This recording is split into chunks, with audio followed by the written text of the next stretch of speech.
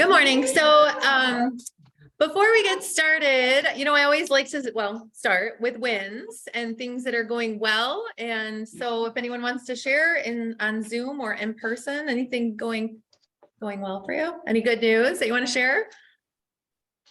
Mike's got some good news.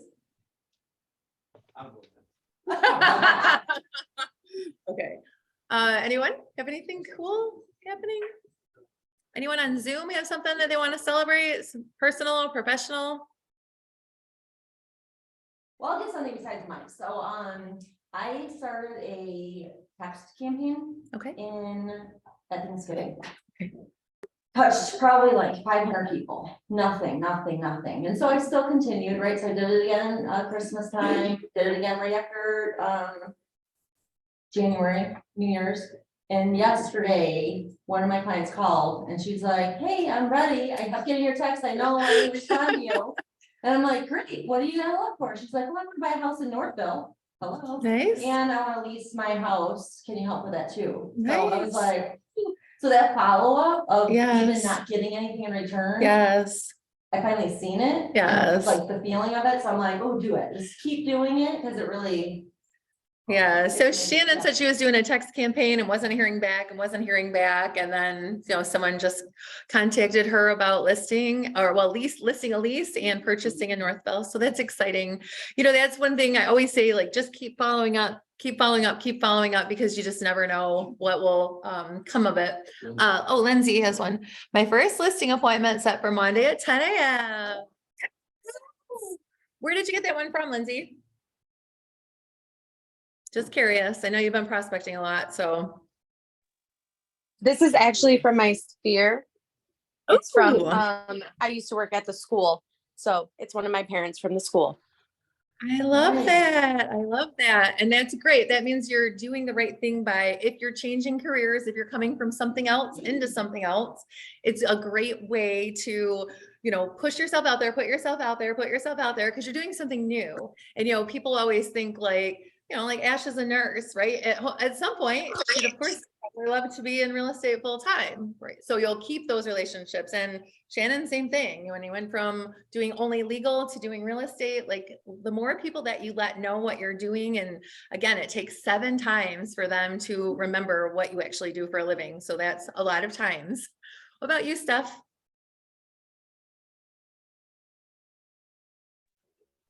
I've got my first 2 listings coming up. I've got one in Livonia. It's on about an acre of land. It's a 3-bedroom, 1.5 bath. It's going to be listed at $325,000.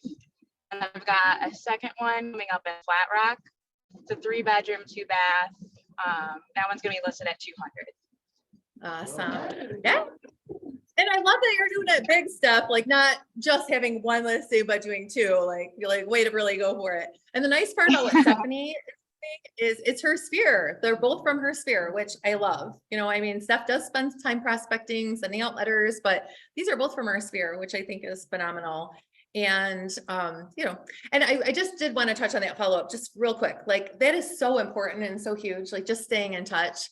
As a result of me staying in touch with buyers that have been looking forever, he felt connected to me and ended up sending me his father passed and sent me that listing appointment. So he still hasn't bought a house, but I stayed with him and kept following up. And so I'm excited about that today. So anyone else on Zoom have anything?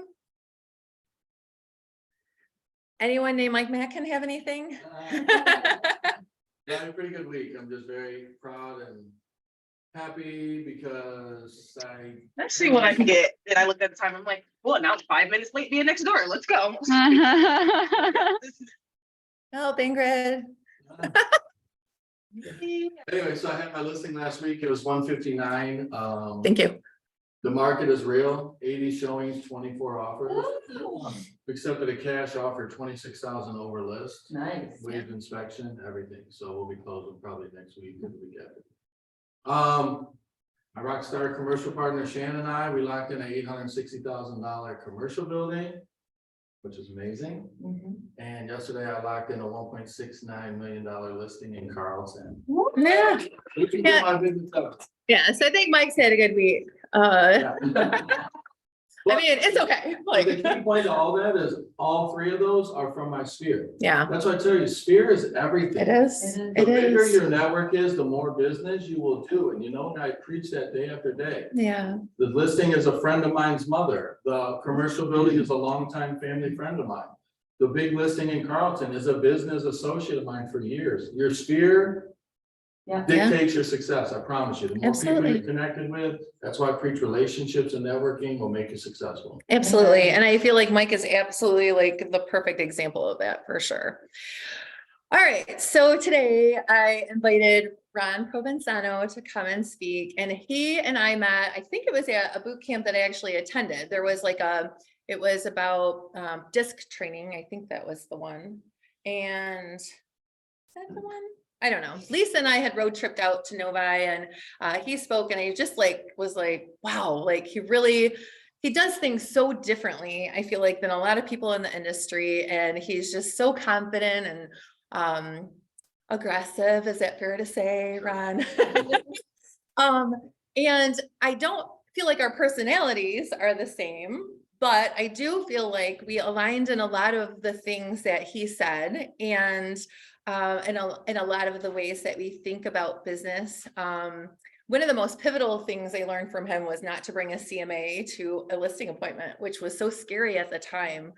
And if you're new, you should probably, but as I got more confident in my career, being like coming in and being like, I'm the professional, I'm going to tell you what it's going to be priced at. We're not going to look at this. Every once in a while, I'll have an analytical. I always have it with me just in case. And I might have an analytical that actually needs to see it to flip them. But you know, for the most part, I don't. I come in as a professional and say, hey, if you want to price your home to sell with multiple offers and have things as easy as you want, then we need to price it here. And I don't really get any objections anymore on pricing. So I owe that so much to him. And like, he sends me encouraging videos and like stuff to like make me think about sales differently. And I really feel like he's a friend, and like, I just respect him so much and look up to him so much. And, you know, some things he'll say and I'll be like, and but like I said, I'll just wrap it in cotton candy is like my verbiage for that. And I kind of meant that like, I'll just make it the sweet version of like who I try to be. So, but I guarantee you'll learn something from him. And I'm just so honored that he came today. So come on up, Ron. Good morning, good morning. Yeah, I recall meeting Amy a few years ago in this big conference room in the old office. Boot camp, I believe Mike was there as well, Lisa. And I know the topic was pricing. And then I did a pricing presentation on the dry erase that raised a lot of eyebrows. And especially when I say I don't bring a CMA, the holy water boils. When I say that, why do I have to bring one? Where is it written in stone I have to bring a CMA? I don't have to. Right. So when you set yourself apart from the competition, which is I preach and hammer over and over again, is that you must be different. And Lisa, I'm sorry, Lisa, I'm going to get hit. I'm going to get hit. You know, it's because they're so sweet. They interconnect. You know, on Wednesday mornings, I'm like sugar, you know, I can't help it. They make me nice for about a half hour, or they make me more mad, one of the two. But on a serious note, like the disc test that she touched on, I recall those things. And I tell Kurt, well, what are you teaching this hogwash for? This test. What analytical? He's a driver. He's a C. He's an S. When he goes to the dentist to get his teeth drilled, do you think the dentist goes, I'm just curious, what's your personality type?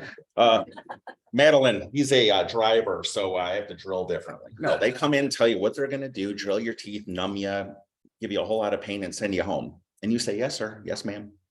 No difference than real estate. You must be different. For the analytical types that want the CMA and I'm an engineer, I said, all right, I already don't like you. And they laugh. I'm a data-driven guy. So, okay, I've seen you've interviewed other agents. Yes, we have. Okay.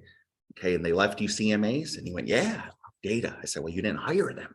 So I will never leave you a CMA, ever. Oh, I love that. The only data I tell people like that they need to know is sell house more than it's worth, give away huge discount with them. There's your data. Sell more than it's worth, give it away at a huge discount and point to them. Point to the other CMAs. They didn't hire them. So why do you want to be one of them? Don't panic. The biggest misconception I hear constantly is if you leave without the contract signed, you have a 50-50 chance of coming back, if ever. I don't believe that for 1 minute. You can go back. You can push them so hard. You get an elderly couple from Russia. I don't want to steamroll them. I push, I push, I push. I take them to the breaking point. When I see that pencil's about to break, then I back up. Okay. I send them a video. Thank you for having me over. And I'll touch on that in a minute. But another way to differentiate yourself, which I cannot stress enough, is do you have a business card? Look at the kitchen table. When you see 5 other business cards laying there, they didn't hire them. So if they ask me, I have a business card? Absolutely not. I said, you know, I'm fresh out. Do you have a smartphone? Let me give you my number because we're going to be in contact. I will not hand them a business card because you'll be in the graveyard with the others they didn't hire. Be very careful, very keen when you walk into a listing appointment to survey the scene, forward, back, left, right, take the room in. Don't start with the fake report BS the industry teaches you. Oh, you have Wi-Fi? I have Wi-Fi too. Oh my God, that's my password. Oh my God. Oh, I hear you. They don't want that. Can you imagine going to the doctors for knee surgery and he comes in, he's like, JG, those are my initials. Oh my God, what did they call you growing up? They used to call me Gigi. Oh my God, I could, for 20 minutes, you'd be like, how fast do you want out of that room? They're not looking for a buddy. They're not looking for a pal. They're looking for a real estate agent. Be a real estate agent. When they're signing your contract, great boots, by the way. When you're signing the contract, then you can become their friend through the process. But right now, they don't want a bowling buddy. They want a professional. So the fake rapport building nonsense the industry pushes, don't do that. Don't be that guy. Don't be that girl. Do the opposite of the other 4 people that have been there. Never ask if they're interviewing other agents because it makes you look scared. What are you scared of? Right? Just assume they are. When they bring it up, when they tell me, no, Ron, we're interviewing other agents, I'm like, oh, I would definitely interview other agents. This is the biggest sale of your life. You should definitely interview other agents. And then I will make my presentation to dump all over the competition indirectly. I'll make sure I spoil the movie for them. And it's gotten many phone calls. Hey, Ron, yeah, you're right. They're exactly what you said they would be. Oh my God, we're going to go with you. So don't panic if you leave without a contract. There's no need to panic. You'll be coming back because the dog and pony show will be coming in there, opening with the CMA, opening with the tour of the house. I want to be your best friend. Let's talk about our kids and our Ford and our family occupation record. They're not going to hire them. They're not looking for a friend. So that's just touching on listing appointments. Again, this is your show. I want to tailor make it to whatever you guys want to talk about. I mean, I can go all day and run my mouth all day, no problem. But if there's something you specifically want me to touch on, please tell me. But in general, when I teach anyone, the first things I start with are the 2 rules. These 2 rules are the foundational principles of everything I want you to do in real estate. And those who have sat in boot camp with me, the song remains the same. It'll never change. Number 1, you must have message discipline. What does that mean? Is that message to market stuff the industry pushes on us? Should I send out videos telling them price per square foot in Monroe? No, it's not what I mean. Message discipline is you ask a question and it gets answered, period. Not a question, your question. If I ask a seller, a for sale by owner, which are my favorite targets in the world, if I had a method in place that no other agent has that would cause your house to sell for more than it's truly worth, would you like to hear about it? Be honest. Question. We're having an open house Saturday. If you want to come by. Yeah, come by. Oh my God, I love open houses. How many signs do you put out? My company puts out 20. Oh my God, we'll have balloons and tea and cookies, everything. Wrong answer. At no time did you say, I'm just curious, are you having an open house Saturday? No. Ask it again. Say, I hear what you're saying, but let me ask you again. If I had the method no one else had, would you like to hear about it? I think the days of the repeating, reaffirming are out with the horse and buggy. You know, Grant Cardone pushes that. Oh, I agree. Oh, I agree. I agree. The moment you agree, the millisecond you say, I understand, I can appreciate that, their logical mind is going, perfect. Thank you. I'm glad a professional agrees. And they shut down. Now, I hear what you're saying. Let me ask you a different way. And I'll say it the same way again. You have to have message discipline. Not a question, but your question must be answered before you move on. I cannot stress that enough. Number 2, if you think you're speaking too slow, slow down. Often on the phone, where are you from? Where? What? Who is this? Because you're speaking too slow for them. it does blend together. Hey, this is Jeff. I'm powered by EXP Real Estate. Where? You know, EXP blends together, speaks slowly and deliberately. Those are the first two rules of anything I would teach. And if you have number one, you have everything, because no one else will get their question answered. And it applies to personal life as well. Little Mary, did you clean your, Aiden, did you clean your room? Well, I was going to play video games. And then John came over, we started, oh, okay, that's fine. As long as you guys had fun. Wrong answer. Did you clean your room? No. Yes or no? I don't tolerate yeah, but I don't tolerate no, but sounds good, I guess. I don't tolerate not. That's not getting my question answered. When you hear on the 7:30 role play calls, when someone gives me the yeah, but Al Abdallah, hopefully you're watching, he loves telling me yeah, but I'm going to pounce on him like a shark every time. I bare my fangs when I hear yeah, but no, but, because I will not accept it. It's a yes or no. Period. Those are your foundational principles of sales. As real estate agents, price, commission, and contract length are not to be discussed until they say, Jeff, you're our guy. Period. Don't violate the rules. Now, can you go out and do everything wrong and still get the client? Can you go out and do everything wrong, still get the listing? Can you not know how to fight, but punch out a UFC fighter? Yeah. I don't know anything about poker. I'm the idiot at the table has to say, do I have to hit or can I check? What do I have to bet? That's me. But can I go to the Greek town tonight and win the World Series of Poker? Yeah. So why study then, right? Why bother? If I can get knocked out with a lucky punch, why should I even train to fight? Why should I study sales principles, right? Because I want you to have the best statistical chance of winning. I want you to beat your competition. It's player versus player out there. Every listing you want, so does someone else. Every buyer you're after, they're after her too, or him.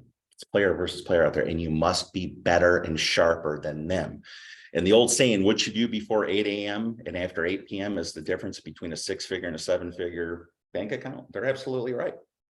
Study, wake up, hit play on an audiobook, go to bed, hit play on an audiobook. Don't become what I would call a success porn junkie, meaning, oh, I'm going to read self-help books. And you see people on Instagram, hey, just read another book. Yay. Goes on the shelf. Did you like that book? Yeah, it was good. What was cool about it? Oh man, chapter 10 was great. You should read it. And then on to the next one. Oh, I just finished this book. And they can't tell you anything they read. NASA studies have shown that you have to read what, something 10 times to retain anything? You only retain 10% when you read a book the first time. 10 times. Read your little book and it pumps you up for a minute. Everyone wants the motivation. Motivation is fleeting. Motivation comes and goes. Discipline stays forever. Everyone wants to feel motivated, right? Fire you guys all up. Let's get on the phone and kick ass. About an hour into it, being told to F off by for sale by owners or whatever you're calling. Yeah, I guess, yeah, that was fun. On to the next one. Let me look for the next magic pill. There is no magic pill. Want a magic pill? This is it. If I told you right now, you got to have 5 clients under contract in the next 30 days or I'll steal your car. You have 2 options, the phone or playing around on social media. What are you going to pick? This right here. This is your $1 million business, your phone. Don't be afraid of it. Does anyone have call reluctance in the room? Who's afraid to make a phone call? Good groove. So far, so in addition to being afraid to make a phone call, you're afraid to raise your hand as well. Is that what I'm being told? Okay, I have a special project for this sermon I'm giving. Why do you think you have call reluctance? And I don't say the word why too often because it's a word of judgment and it shuts people down. Like asking an expired why your house didn't sell. Well, you tell me, you're the agent. Because whose fault is it? Yours, but we'll get to that in a minute. What do you think is holding you back from making dials? I feel like nobody I know. No one you know talks. She's young, Ron, so. Right. It's a generation. I was young once, you know. So No. my reluctance is getting the appointment and not being prepared well for it. Yeah. Strategic preparation is critical before you go in to know your people, especially, I don't know what experience level you have. You'll get to the certain point where I am now. Just tell me it's Bob and Debbie. They're looking to get 270. Okay, I'll go. In general, based on your experience, I want you to study your people. Look at PRD, public records. Has the house been listed before? What are their names? Is everyone there on title? I especially want to know if it's been listed a lot of times because I want to know who I'm dealing with. The biggest myth is I don't care and I just go. I look for their Facebooks, I look for their Instagrams. I want to know who I'm going to meet. I'll look for their music, whatever. Same thing when I walk into the house. When you tour in the house, I look at their music, their movies, their books, family photos. Tells you a lot about the people. Don't stop and say, oh my God, I went there too. No. Got a listing one time, turned into 2 more deals because I know Scarface, the movie, like the back of my hand. And I walked in the basement on the tour of the house, which I'll get to in a moment, why I do what I do. Saw a Scarface movie poster. Perfect. I didn't stop and say, oh my God, I've seen that a million times. What's your favorite part? Then we walked around the corner over the pool table. Tony Montana mirror. Kind of like Scarface. Thinking about for sale on my owner, interviewing other agents, all this bullshit he was laying on me. When I whipped out pricing and I got him to say yes before I went into pricing, I started talking like Tony Montana. I started doing Scarface lines at this guy. His wife went, Milton, that's your favorite movie. Oh my God, how do you know that? I'm like, it is? Oh my gosh, I can't believe it. And I just went and we got him. So again, the reason you have call reluctance is because you don't do it. All right, I can't teach you to swim on dry land. And I have said it many times. It's like it's 110 degrees out. You're sweating to death. There's the pool. I'm just going to keep dipping my toe. You have to jump in. The good news is, and I'm sure there's a lot of experience in this room, and then we'll all tell you the same thing. No one's ever been shot over the phone, stabbed over the phone, punched over the phone. I mean, people have been shot and stabbed for phones. Watch the news. But in general, no one's ever hit me over the phone and get your little feelings hurt for a minute. And geez, I'm just trying to be nice. I mean, fuck off. That's not nice. Jeez. You know, I need some hot chocolate. I'll go get a hot chocolate and I'll complain to everyone, man, I'm so they say, yeah, I had the same thing too. And then we can stand around and commiserate for 2 hours. Oh yeah, I did my call block. Right? Stay away from sheep. You know, like Gordon Gekko said, sheep get slaughtered. The sheep are the people that want to stand by the coffee machine and talk about what they're going to do. Right? I got shot down on the phone. Oh yeah, me too. You did too. Oh my God. Right? Safety in numbers. Mm-hmm. When you see the non-action takers congregating every conference, every boot camp, every seminar, little Instagram story, you have your little cluster of sheep that, hey, if you don't make calls, I won't have to. So let's hang out together and talk about what we're not going to do. And then we're friends and we're safe. And we wonder why we close 2 deals a year. All right. Don't be one of them. Call reluctance, you have to do it. That's the only way to get over call reluctance is to just do it. A lot of people will tell you cold calling is dead. There's days I feel that way, but I know at the end of the day, it's not, because everywhere you go, everywhere you look around, she's on her phone. Go out to eat. Everyone's looking at their phone, but I don't answer numbers. I don't know. No one does. Leave a detailed voice message. We all have visual voicemail and they'll read it. There's a little hack for you right there. I leave voicemails every time. Now I have a couple different ones I'll do. Sometimes I'll give them a whole script in a voicemail. Sometimes I'll say, hey, this is Mike with EXP. If I don't hear from you in 30 minutes, I have to ship it. I'm sorry. Click. They'll call you back real quick. They'll call you back real quick. You know, hey, yeah, I missed a call. You ship what? Oh, I don't know. It must be Crosswires. T-Mobile's crazy, but while I got you, have you thought about selling your house? Right? I said that one morning on a call, and a woman on my old team's 900-year-old husband, that's bait switch bullshit. You know, and I told him, hey, old man, how many houses you sold last year? All right, that's all I need to know about your bullshit. Anyway, not nice of me, but again, or Jamie Nelson, who I love, invented the trailing off voicemail. Hey, this is Jeff Gardner, powered by EXP. Reason for the call is about the house on 123 Main Street. I was looking at, and hang up. What was the rest of the message? Intrigue. You want to bait people in? Have intrigue. How many millions did you close last year? I could tell you. Oh, okay. Well, that's cool. A lot. What's a lot? And I have your attention. A lot. And, oh my God, it's crazy here. What was it? Right? You want people's attention. We're in a 3-second world. You got 3 seconds to grab people's attention. You're a back button away. It's this TikTok generation, right? Everything's in 3-second bursts. So when you do your intro, hey, Facebook, happy Saturday, I'm already hanging up on you. Hi, everyone. Is this on? Hi, Shelly. Oh my God. How's the kids? I'm gone. I'm not paying attention. You have to be different. You have 3 seconds. On the phone, you have 5 seconds before you're judged. In person, 1/25th of a second before you're judged. When you roll up on the appointment, they're watching. They're doing this. Out the window. They're thinking 2 things. How long is this going to take and what do they charge? In addition to, is that them? It's got to be them. They don't have a car magnet like the last people we didn't hire. So I think that's them. That's what they're thinking. And you're being watched the minute you get out of the car. When you leave your front door, when you go to that appointment, you are on stage. Imagine the spotlight on you because everyone's watching you. If someone were to walk in right now, what would we all do? I don't care how funny and charming and humble I am. I would look over there, right? Basic human nature. Right. And what, see, and we're all going to look. It's just human nature. If someone parked right there and started walking, we would all look. You're on stage the moment you get out of your car. They're watching you. So you have your stuff organized, whatever, to do. That's just basic preparation. Again, we'll go back to the principles: price, commission, and contract. Do not discuss them until they're sold on you. You must be different. That's why leading with a CMA is biblical level stupid. You're violating a principle. Asking a for sale by owner, how'd you come up with that price? What are you discussing? Price. Should you be discussing price? No. But the guy at the office said I should do that. Should I listen to him? Probably not. You got to be different. So what do you do legal and listening?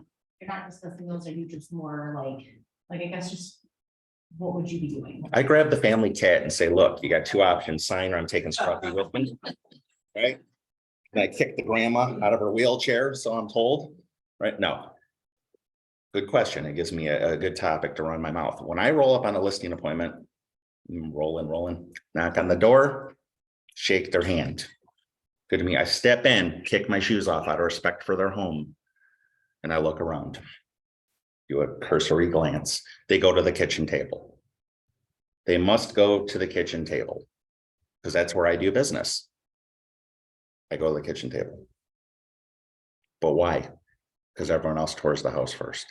Hi, I just walked in. I've never met you in my life. I'm going to go look in your bedrooms. You guys stay here and get acquainted with my marketing strategy. Would you feel comfortable if someone you just met is going upstairs, going through your wife's drawers, literally or figuratively? Do you really want that? Me neither. And when you come back, what's the first thing they're going to say? What's our house worth? And you're going to take the bait and tell them, what do you think we can get? Oh, anywhere between 350 and 370. We'll discuss why we should never say that in a moment, but you're already violating the principles. There's certain people, they just want a price. For sale by owners, expires, come price my house. I'll never sign with you, but yeah, feel free to come give me your dog and pony. I want to price the house so I can FSBO it. That's why I don't work for free, and I don't want you to work for free. So we go to the kitchen table. Now, I'm very rigid in structure of what I do, but sometimes I have to play the man, so to speak. If I have the 77-year-old retired real estate agent adamant she shows me the house, and this is a true story, she has to show me the house. I'll go. And I start trial closing her all over the house. Am I including this? Are the appliances staying or going? They're going to ask me. Oh, they're staying. Okay. Where does your fence line in? Because they're going to blow my phone up with your fence line. And I'll start trial closing her because she's giving me passive permission to close her.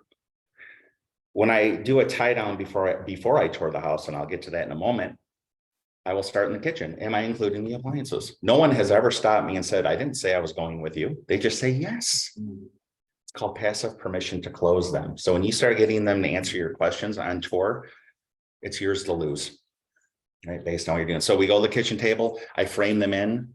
They get what's called a preview of coming attractions. I'm going to tell them what I'm going to tell them. They know I have a plan.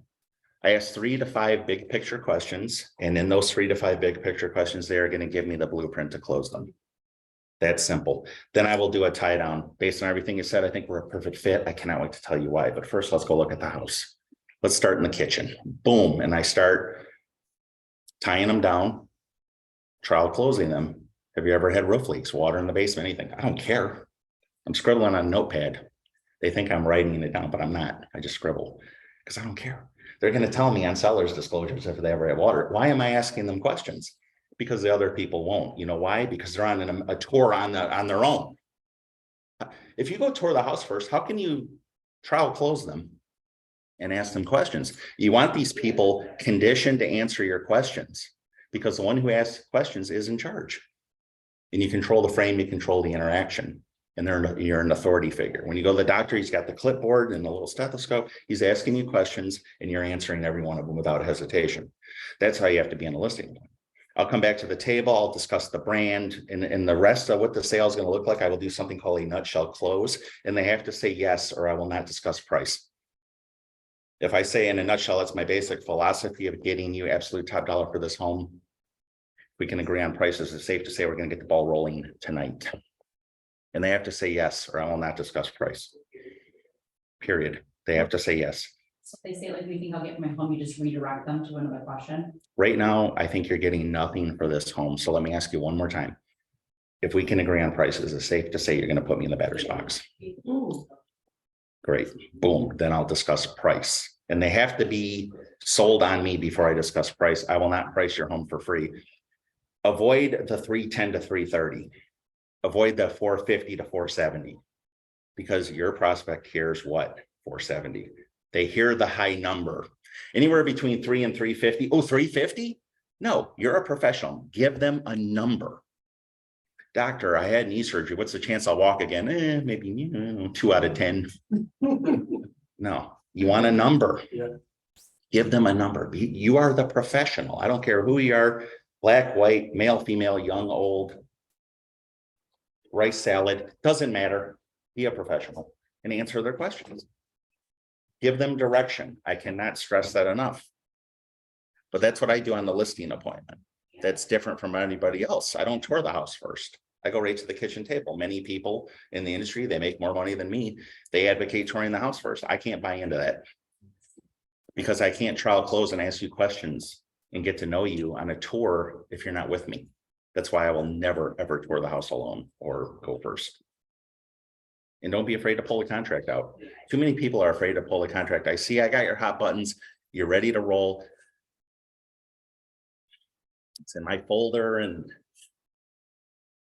again, we have rapport. Oh my God, this is just like they said at the office. I have a rapport. Pull the contract out. Force their hand. Getting started is very simple. It's a question of a few documents. I will walk you through. I'm going to guide you in, guide you out, hold your hand every step of the way. It starts with this lead-based paint. Boom. Make them stop you. The only thing about the paperwork that I'm adamant about is lead-based and seller's disclosure to go first, because I want the worst first. I want them invested in what they're doing. I don't want them just signing wire fraud. And then ABA. I want them invested in a process. And then those two always start, contracts last. Always go last with the exclusive right to sell or whatever it may be, because you want the consistency of them signing. You don't want them to get all the way through and then back out, which can happen, but you want them consistent with selling. So that's how I would do a listing appointment, different than others. Yeah. What else would you like to know? How to be different than your competition, which is what I harp on over and over again. If everyone you know goes right, I want you to go left. Touring the house first, as opposed to taking them to the kitchen table, because that's your office. That's where you operate, at the kitchen table. You want them in front of you. You want them to your side. You don't want this. You don't want to play tennis because you might miss a cue where they're revealing something to you, but you can't see it because you're looking over here. The wife or husband might give you an absolute buying signal and you won't see it because you're looking over here. You want them in front of you. TV off, dogs outside, kids contained. You don't want nothing to distract the people. Okay. You see, you're talking and I will stop talking. If you're looking at your phone, if you pick your phone up, I will stop talking. Never speak to inattention. Floyd Wickman really pounded that into my head, is never speak to inattention. Think how it looks to the room if I go up and I start talking to you. Hey, baby, it's Friday night at the bar and can I buy you a drink? And you're just absolutely not reacting to me, but they see me standing talking to you. How low in value do I look? Right? Especially when the kids you're still trying to talk and they're interrupting but this and this and this and this. No, stop talking. Just stop. Right? You have the husband drifting off. Stop talking. See this? Glasses on. You're boring them. You got to bring them back to reality because this is their money they're talking about. You want to speak to absolute attention. If you're speaking inattention, you're going to lose. Well, I know. Yes, Mike. So you've done your research, you know, you have the value of the house. Mhm. What's your price point when you list a house, when you know the range, you know an exact number, but how do you propose to list it? What dollar amount do you choose to list that house at? If it's the top, the bottom, the middle, what's your approach to that? Pricing is the most critical element to taking a listing. If a house isn't selling, you don't have to lie awake and go, geez, why isn't this house selling? Is it the photos? Is it my super duper marketing strategy, which I'm gonna go off on in about 2 seconds? Is it any of that? No, it's the price. For a price, there will be a bidding war on every house. I don't care if it's the Taj Mahal in Carlton or a piece of shit down on Biddle Avenue. There is a price that will bring you a bidding war. So asking price is the most critical. From 0 to 300,000, everything's in increments of 5, believe it or not. Going from 149.9 to 144.9, believe it or not, will shake up the tree and get you more eyes on the house. From 300 to 1 million, everything is in increments of 25. And then 1 million above, everything is in increments of 100,000. That's how people look. When you take a buyer out, you do not send them 300 to 315. You don't send them 300 to 350. 300 to 325, 325, everything is in increments of 25. So when you price a house at 307, you're hurting the seller. You're hurting the buyer because no one's looking. If you're going to do a 30-year mortgage on a house, would you want a house that's 301 or 324.9? What are you going to look at? 324.9. But Ron, if I put it up at 325, I'll get everybody looking from 325 to 350. I'll get everybody. Actually, you won't. One thing you'll know, and I'm sure experienced buyer agents in this room know, that if you have someone shopping 325 to 350, the one house they will never buy is 325. They're not going to buy a 325 house, they're going to buy a 350, 349. You always want to be priced under the break points to get the most eyes on you. When you see a house priced at 460, it's really 474.9. When you see a house priced at 481, it's really 499.9 because that's who's looking at the house and that's what's hurting you. Yes, you can sell, but having a house at 429.9 hurts you. Let's put it at 424.9 because the people that can afford a house at 450, they're looking 429, 425 and below rather, because they want money for repairs and fix ups and all that stuff. You want people addicted to the hype. So if I run the numbers on a home, true story in South Lyon, 455 all day. That's what the numbers are telling me. And I don't really give a shit about comps. Comps are the rear view mirror. I'm not competing with the rear view mirror. When I pull numbers on a house, I'm looking for actives that are comparable to that home, and I will be underpriced them. When you're pricing a house, think like a buyer. And I don't mean the nonsense the industry tells you, if walk in the house, I'm going to go walk through the house through the eyes of a buyer. I hate that. No, it's stupid. When you're pricing the house, I want you to price with the eyes of a buyer. How would you find that house for the world's dumbest agent? And that's what you do. You always want to be underpriced your nearest active. Sold comps are a thing of the past. So when people harp on the comp thing, where's your comps? Where's your comps? I will say this. If the market explodes tomorrow in bidding wars, does a sold comp matter? No. If the market crashes tomorrow, the Great Depression of 2023, does a sold comp matter? No. So when do sold comp matter? Never. Don't worry about that. Boom. House in South Lyon, 455 all day. What did I do? I put it up for 424.9. I got them 505 a day later. Multiple offer mayhem on the house because I took a house worth 455 to 470 according to the range and I put up for 424.9 and I got them 505. Now, if I would have put it up for 470, something stupid like that, I would have maybe got 460. Maybe if you're lucky, but no, it's the law of supply and demand. It is gravity and it applies to every house on earth, including yours. And that's what you have to explain to these people. Drop a pen. That's your house. Well, I think we should do this, this, and this. I'm saying, so you're telling me the law of gravity doesn't apply to your home? The law of supply and demand isn't a thing here in Wyandotte?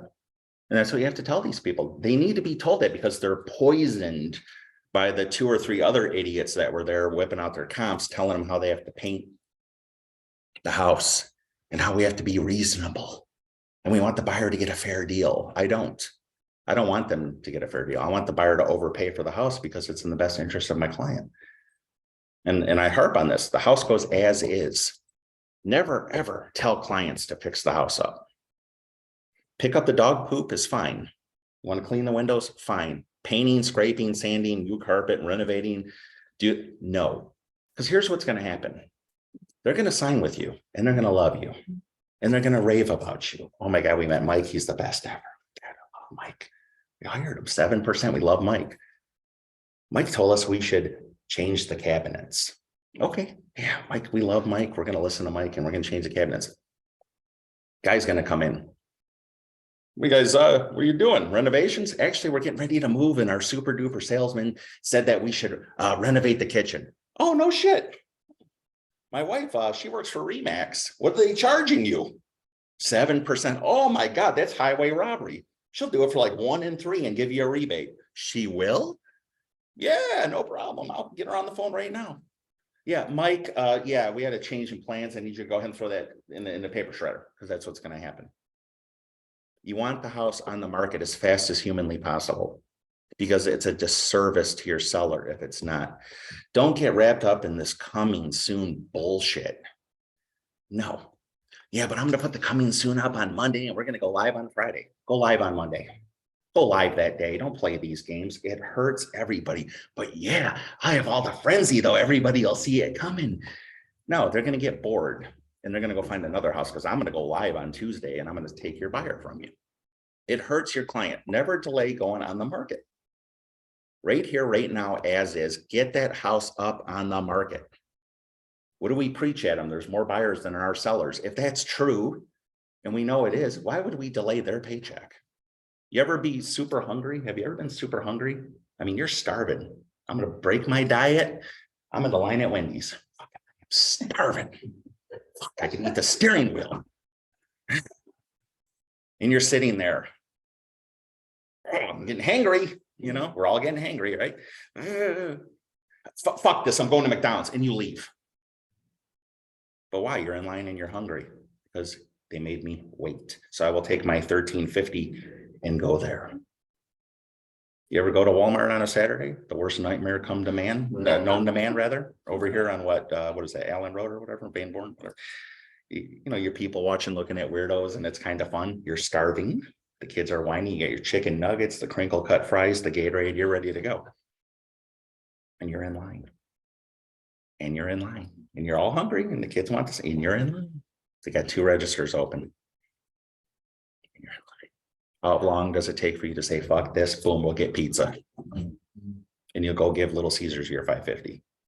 Never make people wait in line to hand you money. That's a Floyd Wickman line I want you all to know for your sellers. Never make people wait in line to hand you money. Do you know when the world's best buyer's coming? Tomorrow, only they can't see your house because you want to squeegee the deck. Get the house live immediately. Do you think live on Monday is the best, or what live do you think is the best? If you don't recommend the coming soon, because I know a lot of people work weeks, right, during the week, so like the weekends are packed. So do you recommend going live on like a Wednesday, so it gives people time to schedule your showings? Because I feel like the coming soon allows people to like plan, get scheduled showings for like the hottest time, which is the weekend. Whereas if you go live on a Friday, I feel like then you're kind of cramming your real estate agent, you're like trying to find times and then your showing might go down, right? So like Wednesday, is that a good day? Or I guess what's your feedback on that comment? Well, the most known in the industry, I don't know where they come up with this or who told them this. Everyone says go live on a Thursday. And I sit there and think, where'd that come from? Who told them that? No, you know when you get live? Today. You ever penned a house on a major holiday? Christmas or Thanksgiving? You ever penned a house on a major holiday? I have. How can I do that? It's a major holiday. No one's looking at houses. You want that house live on Monday because if Mr. and Mrs. Jones are sick of getting beat out on a bidding war, someone's going to get Debbie Sue from Remax and they're going to go get that house, FaceTime it, and they're going to throw an offer in on it. Get it on the market. I don't need to prepare you to come see the house. No, I'm going to throw that house live. Debbie Smith, who has you on her little drip campaign, it's going to hit your mailbox and you're going to say, holy shit, how fast can we get in this house? Well, Alan has to work tomorrow. He's off. He can get an hour lunch, 11 and 12. Okay, cool. What else do I have working for me on that? Urgency.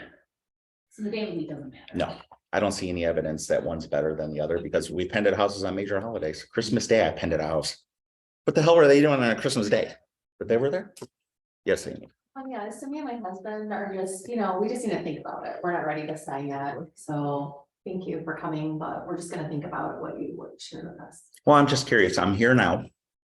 You're here now. Let me help you think together. So what I'm gonna do is I'm gonna go to the restroom, if I may, and when I come back, we'll think about it together and we'll work through this. Fair enough? Great, thank you. True story in Flint, Fisbo couple. We need to think about it. So I'm gonna go to the restroom, if I may. You guys think about it. I'm gonna come back. We're gonna get a think tank going. We're gonna think about it together. I came back to the table. I'm like, let's let the healing begin. Let's go. Let's think. We're going with you, Ron. Okay. Right, just give a little space. Time and space silence is a great seducer. Well, and I guess that would give them time to discuss privately. Mhm. Yeah, I mean, we've had walk-ins to the office where I'll take a couple right in the conference room, go for the kill on them. Well, we need to think about it. I'm like, great, you need to think. I need a cup of coffee. Be back in 5. And I come back in the room. All right, let's think together. I'm here. You're here. Let's do this together. Why not? Yeah, okay. And they sign. Don't you need to see the house? No. Oh, you don't need to see the house? I said, no, I'm not buying it. I don't care what it looks like. I don't even look at the photos of my listings. Shame on me, but I don't care because I'm not buying the house. If I never have to look at a house again, it'll be too soon. I don't want to tour a house. I don't want to talk about a house. My knee hurts like a son of a bitch from playing basketball. I do not want to do stairs, especially if I have a suit on and a tight belt and I get back to the table and I'm huffing and puffing like I tend to do. And I'm like, great house here. I don't want to tour a house, right? I tried a theme where I would try to list people without touring the house, and I got about 3 in a row, so it was cool. And then like, they want to show me the house, but no, I don't want to see a house. What do you want for details? Like all your, I don't know, like how do you? What details do I really need? Do you obviously do your measurement as like the public records? No, the photographer used to do that. He would measure the house for me. Yeah. Get away from the myth of square footage. How did you price that house? Well, it says right here, it's $960 a square foot. What if okay, see my sold comp?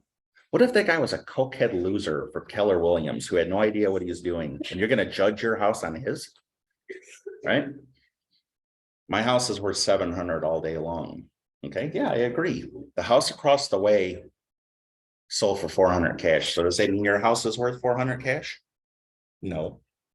Right, and that's how you have to frame people in. No, you don't need me to tell you to pick up dog poop. You don't need me to tell you to clean windows. You know what to do. Do you really need me to say, move that chair over there? Okay. No. You don't need me to. Okay.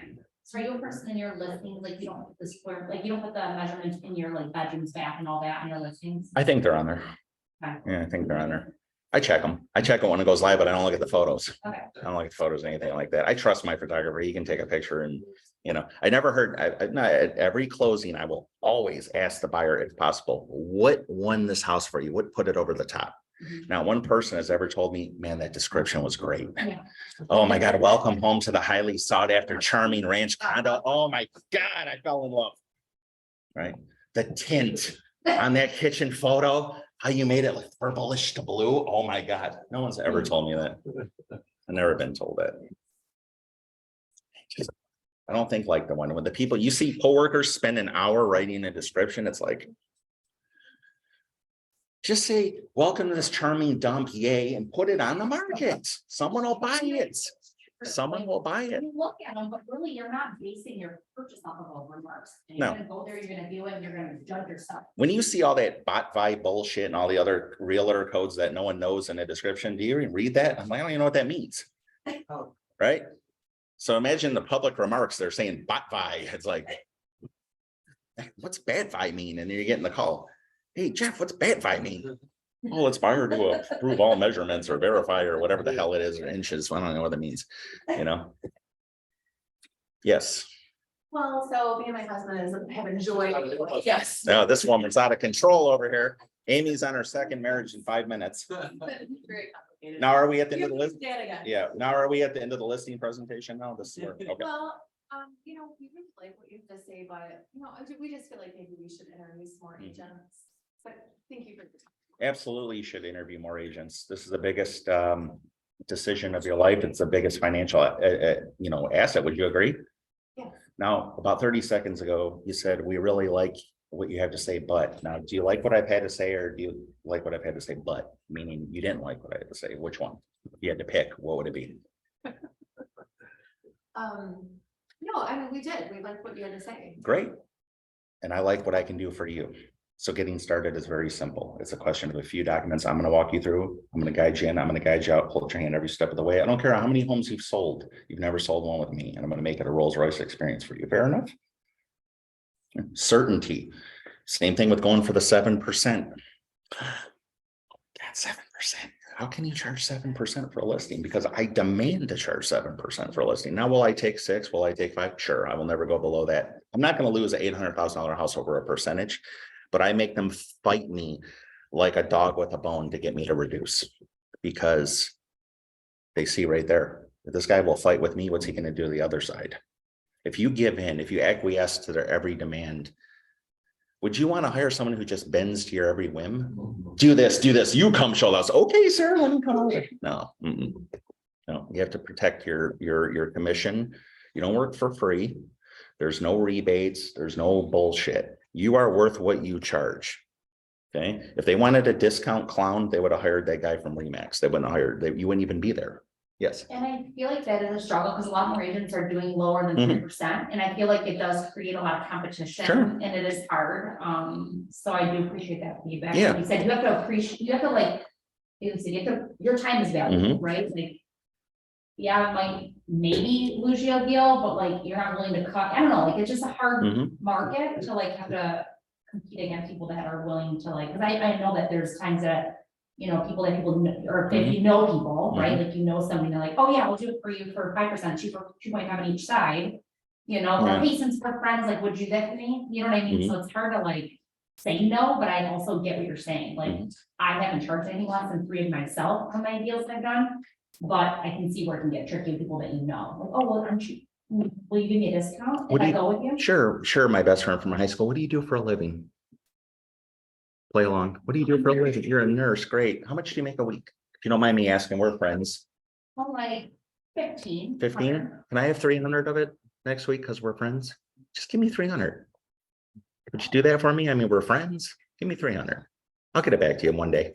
Fair enough? Good. Right? No, that's a great. Ask them to dig into their pockets. If you're at that stage of the listing presentation or the buyer's consultation, which I can't stress enough, don't skip steps, and they're asking you for a discount, you messed up somewhere.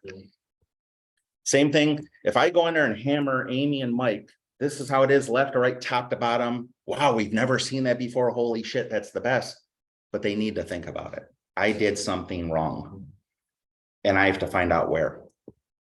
And I will flat out ask, is it price, commission, contract length? What's really holding you back? Then you'll hear, well, we're getting a divorce. Then you'll hear they have a discount clown coming over at 6. Don't be afraid of that. One of my greatest thrills in real estate is when I'm at the table and I'm moving in for the kill and I hear, but we gave that guy our word. We would meet with him. The guy told me, Ron, I was a Marine. My word is iron. I have to talk to these 2 other agents. I said, great, Bill. I love Marines. I love that your word is iron. I respect you. Let me ask you, you really want to be bored to death 2 more times today? What do you mean? Sit through someone's boring, never-ending listing presentation, look at their charts, graphs, car magnets, hear how great they are. Do you really want to endure that hell?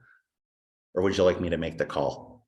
And I'll cancel those appointments for you. I'll make that uncomfortable call. I'll let them know you're going with me. Would that be fair enough? Right at the table, I'll call them on speakerphone and I cancel their appointment right in front of them. That's my most rewarding trophy in the world. I'm the realtor. Oh, I will call you up and say, hey, Amy, this is Ron over at eXp Elite reaching out. I just want to let you know, Bob and Debbie, as much as they wanted to meet you, they're going with us. So I wanted to give you the courtesy call, but if you have a buyer, I'll give you inside access to this house before anyone else. Fair enough? And then one on $1 million house, I called. They're like, that guy's a real heavy hitter in this area, Ron. I'm like, yeah, and I'm about to take his clients. Would you agree? And they went, yeah, you are. I'm like, yeah, that's what a heavy hitter is. I said, let's call them together. I'll cancel it. I'll be the villain. I'll be the bad guy. I do it for a living. They're like, okay, great. I call him on speakerphone. He didn't answer. I said, what a shocker. A realtor, heavy hitter. Don't answer his phone. Hung up.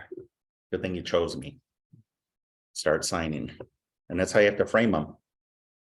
So the way you word it to them, Mhm. we really like what you're saying. We had another agent we really like, Yeah. but he's gonna do it for less. Your Yeah. response is what? I think if you had any intention of doing business with a half-trained clown like that, I wouldn't be here. Because you see value in what I'm doing. Mike, let me, from my professional stance, let you know what you're really debating. Would you like me to let you know what you're really debating? Sure. And the husband was like, yeah, sure, I want to hear what I'm debating. You're not debating 7% and 5%. It's not what you're debating. You're debating, do I want to sell the house for more than it's truly worth or give it away at a huge discount? That's what you're really debating. Because it's not cost, it's value you get for the cost. As I said, with the 365 group, you get this feature and benefit their ads. You get all of that for only 1 point difference. Because that's what we're discussing. You're getting all of that. Resell it back to them for only 1%. That's the difference. And that's why you're choosing to go to me. You can go to Applebee's tonight and get an awesome steak. Or you can go to Ruth's Chris and get a real steak. If you really wanted one, what would you pick? Well, I'd go with Ruth's Chris. This one's 60, this one's 13 for a shoe tongue. Which one do you want?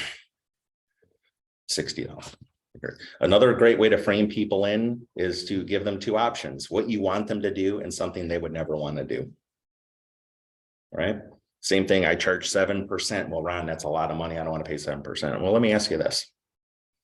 If you had to pay 7% to sell this house or be stuck with it forever with no chance of moving, and those were your only two options, what would you pick? Well, I'd pay the 7. Right? You get a little pushback. Well, I wouldn't be stuck with it. I'd just give it to my kids. Let me ask you again. If you had to pay 7% to get rid of this house or be stuck with Ann Arbor taxes forever, which you told me you don't like, what would you pick? Well, I'd pay the 7. That's an Ann Arbor FSBO telling me that he wouldn't have to keep it. I framed him in and we sold them. You know, so Or like I'll just go to Joe for 6%. I can introduce you to Amy, who'll do it for 1 and 3. Would you like to save even more percentage? I'll give you her number. She'll help escort you right to death row. It'll be perfect. Right? And that's how you have to put it to them. Say, I know people will do it for nothing, pay for a home warranty and wash your windows. You want their phone number? You can give away about 80 grand, maybe. That's worth it to me to save that percentage. Yeah, absolutely. Let me get on her. Same with newer agents. Who's new? Who's relatively new? Okay. Of course, you're new. You're young. TikTok generation, she told me. You're really young, though. How many houses you sold in this area? Right? You may hear that. Aiden, in the future, you're an awfully young guy. You know, if you sold in this area. Do you got any experience? If I just bluff. Well, you can bluff, or you can say this. Say you are right. I am young. I am new to the business. And I know many agents with way more experience giving houses away at a huge discount. Would you like their phone number? Because they have more experience than me giving houses away. Or I can show you how I work and then go. Don't be afraid of that. You're young. Sell your team stats. Ask them flat out. If I got you 40,000 above asking tomorrow, would you take it? Of course I would, but my license, the ink is still wet. Would you take the money? Yeah, okay. Let me show you how I work. Boom, and then keep going. Don't flinch. You have to keep going. You make your remark, your little smart ass remark, whatever it may be, and you must transition right away. You know, when people tell me they sold houses on their own, I said, I didn't ask if you love losing money. You just told me you did, but let me ask you this. Boom, and keep going. Is there any more questions as we get to the 0 hour here? Anyone else have anything? Over here petting dogs, anything you're hearing on the phone in person, any gray area, anything you're afraid of, we can make go away. Well, Ron, I just feel like I'd like to price it, 10K higher than the price you're saying. I mean, do you have all of these updates or is it much nicer? than Absolutely. On the block? Absolutely, it is. Let me ask you, Amy, if I put you at 370, which is what you want, and I bring you no offers in the first week, what would occur to you? We're overpriced. We're overpriced, right? We could wait a couple weeks. Right. We're not Yeah. in a huge rush. I don't want you to give your house away at a huge discount either, but let me ask you, if I have you up at 370, I bring you no offer in the first 7 days, what would occur to you about the price? That's right, you're overpriced. I have you at 349.9 and I bring you 10 offers in the first week, create a bidding war and run that price up. What would occur to you then? Overpriced perfectly.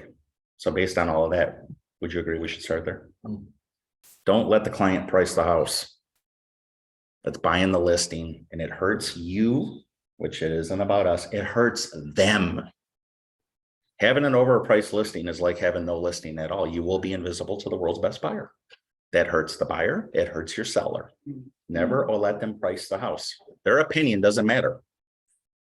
So I know some agents do, some people don't, but or some agents do, some agents Mm-hmm. don't, but they ask the buyer or the seller, what do you think your house is worth? Do you ever ask that question? Does it Absolutely, matter? absolutely never would I ask them that. No, because it's worth $1 billion to them. Sure. Right? The only way I will get it out of them in that manner is what I call the $1 million question. I ask it before I go on any appointment, and there's a couple reasons why. What I will say is, Mike, if you were to win $1 million cash, tax-free money to guess the exact amount a buyer will pay for your house in the next 30 days, what do you really think it'll be? That's how you find out the real number. That's how you find out their bottom line. And that's why, and so oddly enough, they're usually always right. The reason I ask that question on the phone is A, they're usually right, and B, I want to see if they'll fight me. If they fight me on the phone, it ain't going to be any better in person. I don't care how charming I am at the kitchen table. If they're an asshole on the phone, they're going to be an asshole in person. If the guy's talking back, being rude, abrasive, condescending to you, click onto the next one. Thank them for their time and move on. You want nice, sane, rational people with equity to pay you. If they do not fall into those categories, do not take their abuse. You have to maintain your self-respect. I don't care if it's $1 million house, a doctor who thinks he walks on water. Hey, you know what I know about him? He's drowning in student loan debt. That's what I know about that doctor who thinks he knows everything about real estate. You never meet a real estate agent who knows everything about the medical world, but you always meet a doctor who knows everything about what you do for a living. That's always cracks me up. Same with real estate attorneys. Yeah, I took the same 1-hour course you did. It was in my legal update. Same thing you did. Yeah. I'm an attorney. I know you're drowning in student loan debt, so that's why I'm here. Keep going. So you can throw the jab in, but keep talking. And their logical mind goes, what the fuck did you just say? And before they recover, you hit them in the back of the head, right? You attack the logical mind. And it's more influential than the emotional. I think that's a wrap. You do 7% on all your sellers. I go as hard as possible over 7%. What about your buyers? I never deal with buyers. Never. I hate buyers. I like taking their money. I You like know? listings too more. Mm. That's more. The reason I prefer listings is there's an old saying, the listing agent is God. You have everything they want and they better be nice to you. Sure. Because you had 80 showings. Every buyer agent should have been kissing his boots full time. Right? When they cop an attitude with you, Like, you better be nice to me. You should be sucking up to me full time right now, because I got what Bob and Debbie Sue want, and there ain't nothing out there like it. Because you already told me when you wrote the offer, I got the 2-car garage they want. I got the swimming pool they want. I got the square footage they want. You already told me. Don't let them forget it. Buyers, some people love buyers. They love the home buying experience. Me, I'm not a cheerleader. I can't go around and say, oh, I love this house too. Yay, that's right. I can't do it. It's not me. Take a tip from a medical world. Specialize. You don't go to an ear, nose, and throat doctor for a kidney infection. And that's it for my soapbox. Great. Good job. Basically, great singles. Yeah, so as you can see, I mean, Ron is just, you know, he just does things differently. And me, I came from like I just told my Gold Diggers group this week, I had been solely a buyer's agent for years and I had zero training for listing appointments, like zero. And so I think that's why like what he said was so impactful, because I was just kind of like fumbling through it. And again, I can't apply everything, but I do apply a lot of what you talk about. And just thank you so much for coming. And I hope everyone has an amazing weekend, an amazing week, productive, successful, happy, all of those things. And of course, if you need anything, always reach out to me. I'm always here to help. And thank you again, Ron. Have a great Friday.